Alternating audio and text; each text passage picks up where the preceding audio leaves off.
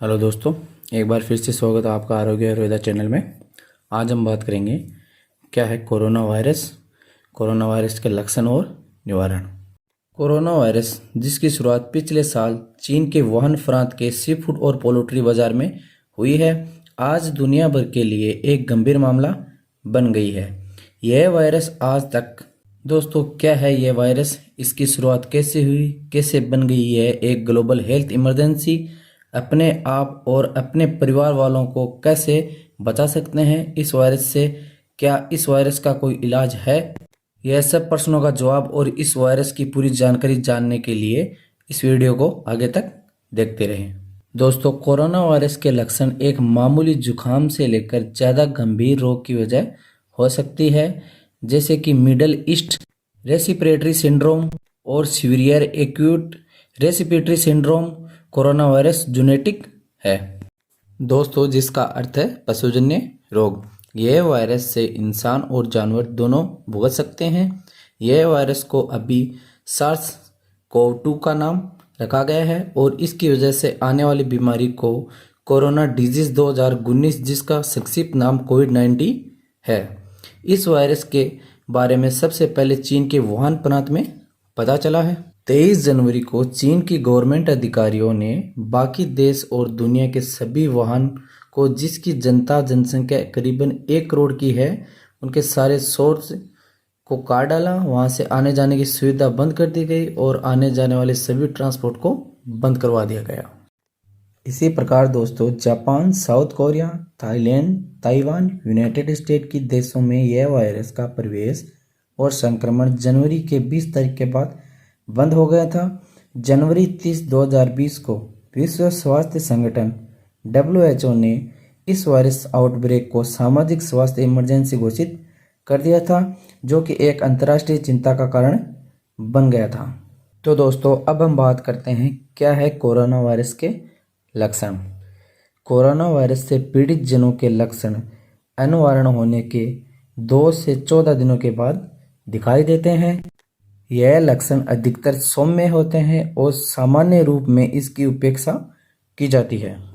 दोस्तों, कुछ लोगों के संक्रमित होने के बावजूद इनमें कोई लक्षण नहीं दिखाई देते हैं।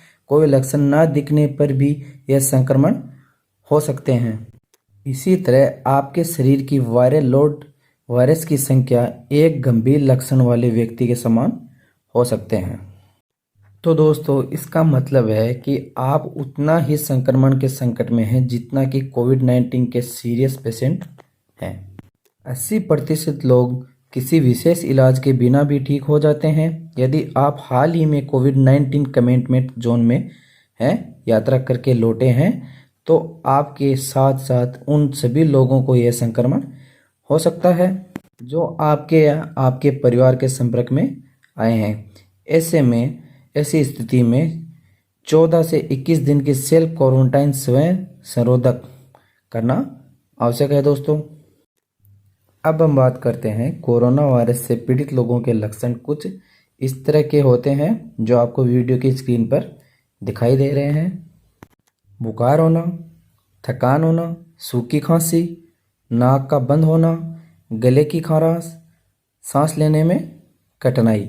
दोस्तों, यह कोरोना वायरस से पीड़ित लोगों के लक्षण हैं। तो दोस्तों, अब हम बात करेंगे कैसे फैलता है कोरोना वायरस। पहले से इस बीमारी से पीड़ित लोगों से नज़दीकी बनाए रखने से यह वायरस फैलता है। जब इस बीमारी के मरीज के खांसने से या छींकने से आती बूंदों के गिरने के स्थान या वस्तु के साथ संपर्क करके अपने आँखों को या नाक को या मुंह को छूने से यह वायरस शरीर में प्रवेश करता है। दोस्तों, इन बूंदों को सांस लेने से भी यह वायरस के शिकार बन सकते हैं। इस बीमारी से प्रभावित लोगों से 1 मीटर 3 फीट दूरी बनाए रखनी चाहिए, जिससे हमें कोरोना वायरस होने का संकट नहीं रहता। तो दोस्तों, इसी प्रकार आपकी नाक और मुंह अति संवेदनशील है। 2020 की एक रिपोर्ट में उल्लेख किया गया है, यह कोरोना वायरस गले और शरीर के अन्य हिस्सों की तुलना में आपकी नाक और मुंह से ज़्यादा जाने की संभावना होती है। आपके आसपास की हवा में छींकने, खांसने या सांस लेने की संभावना से अधिक हो सकती है। तो दोस्तों अब हम बात करेंगे कि कोरोना वायरस तेजी से शरीर के माध्यम से यात्रा कर सकता है, मतलब फैल सकता है या नहीं फैल सकता। तो यह कोरोना वायरस अन्य वायरस की तुलना में तेजी से शरीर के माध्यम से यात्रा कर सकता है, मतलब कि कोरोना वायरस दोस्तों फैल सकता है। चीन के डेटा में पाया गया है कि लक्षण शुरू होने के एक दिन बाद ही कोविड-19 वाले लोगों के नाक और गले में वायरस का संक्रमण मिला है। अब हम बात करते हैं कि कोई वैक्सीन कोरोना वायरस का इलाज कर सकता है या नहीं कर सकता। कोरोना वायरस के इलाज के लिए अभी तक कोई भी विशिष्ट वैक्सीन नहीं बनी है दोस्तों। इसको मुमकिन करने के लिए नैदानिक परीक्षण, स्टडीज और रिसर्च चल रही है। WHO की भी पूरी सतर्कता से इस वायरस के इलाज को खोजने में लगा है। अब हम बात करेंगे कि क्या मास्क पहनना आपको इन्फेक्ट होने से बचा सकता है या नहीं बचा सकता। कोरोना वायरस दुनिया की सबसे तेज़ी से बढ़ने वाली वायरस बन चुकी है। अपने आप को बचाने के लिए आधी प्रतिशत जनता सर्जिकल मास्क पहनने पे उतर आई है। Centre for disease control and prevention का यह मानना है कि मास्क पहनने से इन्फेक्शन का रिस्क कम होता है, लेकिन दोस्तों इस तरीके से पूरी तरीके का सुरक्षा नहीं मिलता है। अपने आप को बचाने के लिए यही बेहतर है कि जब आप कोरोना वायरस से पीड़ित लोगों से और उनकी जगह से दूर रहें। कम से कम दोस्तों 2 मीटर की दूरी बनाए रखें। अब हम बात करेंगे दोस्तों कि किन लोगों में यह वायरस ज़्यादा खतरनाक या घातक साबित हो सकता है। बुजुर्ग लोग और हाई ब्लड प्रेशर, दिल की समस्या और मधुमेह के रोगियों के लिए यह रोग और खतरनाक रूप ले सकता है।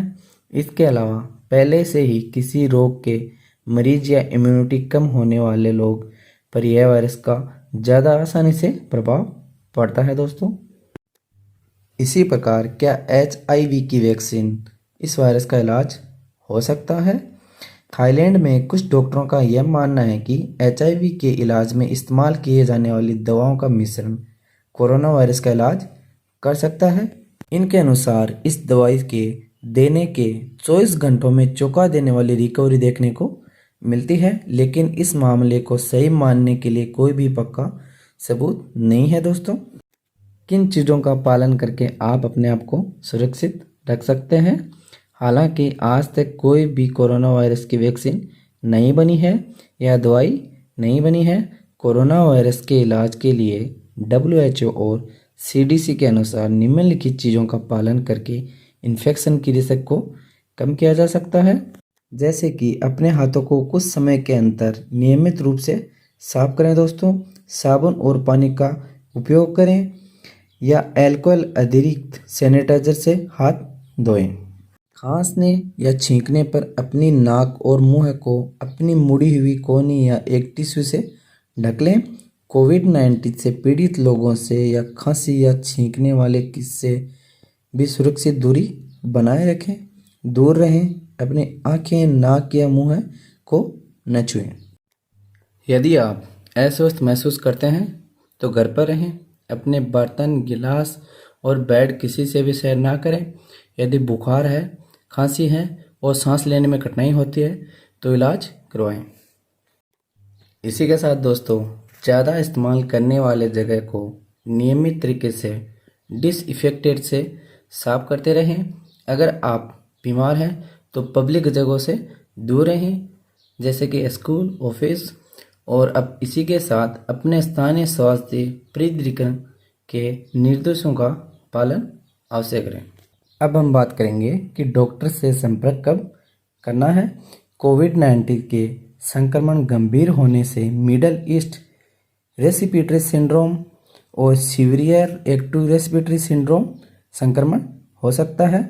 कोविड-19 के लक्षण होने पर बाहर निकलने का सलाह नहीं देते, यहाँ तक कि मेडिकल क्लिनिक या अस्पताल भी ना जाएं, क्योंकि दोस्तों यह वायरस को फैलने से बचाने में मदद करता है। यदि आपके परिवार के किसी भी सदस्य में संक्रमण के लक्षण दिखने पर डॉक्टर से संपर्क करें। यदि आपके परिवार के किसी सदस्य में संक्रमण के लक्षण दिखने पर नज़दीकी डॉक्टर से फ़ोन पर संपर्क करें या राज्य के हेल्पलाइन नंबर से संपर्क करें। इसी के साथ परिवार के सदस्यों में कुछ बीमारियों के अतीत आपको गंभीर कोविड-19 से संक्रमित होने का संकट रहता है। यदि आप या आपके प्रियजन में निम्नलिखित अंतर्निहित स्थिति है तो कोविड-19 के लक्षणों के लिए अतिरिक्त सतर्क रहें। अब हम बात करेंगे अतिरिक्त सतर्क रहें। ऐसे मामलों में खास सावधानी बरतना जरूरी है। मतलब किन लोगों को ज़्यादा सावधानी रखने की ज़रूरत है। दोस्तों वैसे तो सभी को सावधानी रखने की ज़रूरत है, लेकिन कुछ अस्थमा या अन्य संबंधित की बीमारियां होती हैं, उन लोगों के लिए कोविड-19 बहुत ही घातक बीमारी है। मधुमेह, दिल की बीमारी, कम प्रतिरक्षा प्रणाली मतलब लो इम्यूनिटी, इन लोगों को अतिरिक्त सतर्क रहने की ज़रूरत है। इसी के साथ मैं वीडियो को यहीं समाप्त करते हुए आपसे विदा लेता हूं। अगर आपने अभी तक हमारे चैनल आरोग्य आयुर्वेदा को सब्सक्राइब नहीं किया है तो प्लीज़ सब्सक्राइब कर लें। इससे यह फ़ायदा होगा कि आने वाली हेल्थ केयर टिप्स आपको मिलती रहें।